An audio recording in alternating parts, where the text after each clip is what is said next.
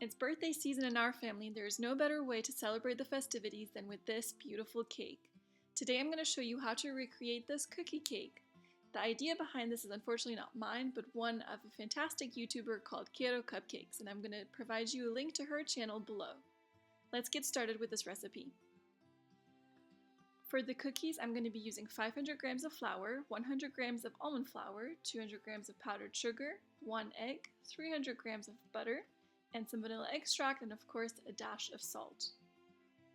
I begin by combining and sifting all of the dry ingredients, so the flour, the almond flour, and of course the powdered sugar. With almond sugar, you're always going to have some lumps. I'm going to discard them from this recipe.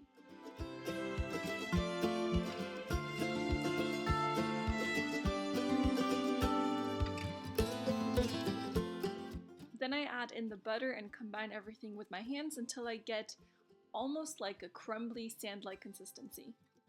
Then I prepare the wet ingredients, so I'm going to combine vanilla extract and my egg, and then pour this into the cookie dough.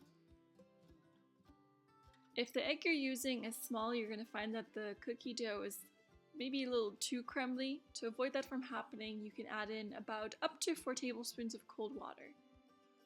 Then I'm going to divide the cookie dough into 4 portions. One of them is 300 grams and the remainder about 250 grams. I'm going to place all of these in the fridge for 30 minutes up to an hour.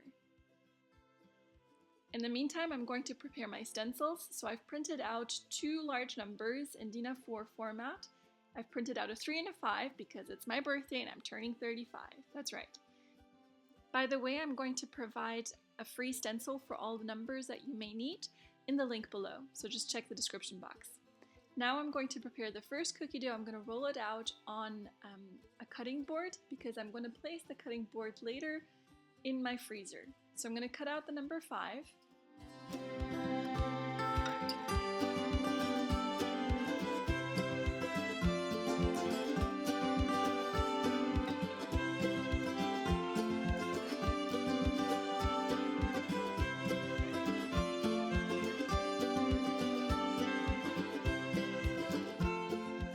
And now this is going to go into the freezer for 10 minutes, and in the meantime I can work on the next number. Once it's out of the freezer, I can put it on my baking sheet and place it in a preheated oven at 180 degrees Celsius for 9 to about 11 minutes, until the edges are golden brown. For the filling, I use agar, powdered sugar, cream cheese, vanilla extract, and heavy cream. I'm going to prepare this filling once I'm ready to really decorate the cookie, so I've waited until the next day for the cookies to completely cool down. I begin by dissolving the agar in some water and pouring in the powdered sugar to the heavy cream and beating that until stiff peaks. Then I'm going to put it into the fridge, and in the meantime I'm going to beat the cream cheese until it's creamy. Then I'm going to fold in the heavy cream into the cream cheese until I get a really delicious cream consistency. And by the way, the vanilla extract has also been added to this. I forgot to tape that and I'm really sorry. To make sure this cream is going to hold its shape, I'm going to use this plant-based gelatin, so the agar, and I had brought it to a boil so that it's really hot and is activated. And then right away I'm ready to start decorating the cookie. I've poured the cream into a pastry bag and I'm piping small dollops on the first cookie and then placing the second cookie on top of this.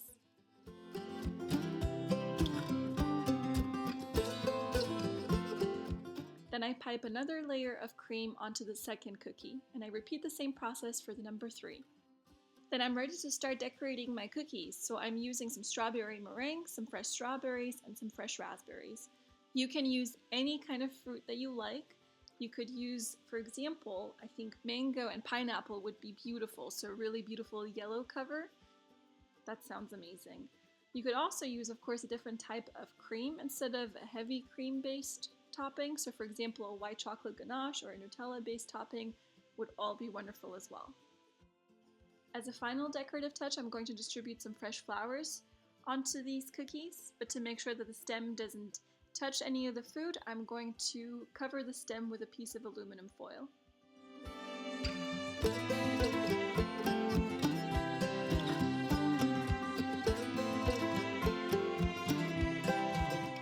And that's it, I'm ready to start celebrating my birthday.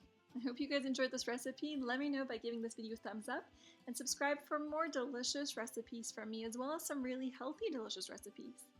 Thank you for watching and see you next time.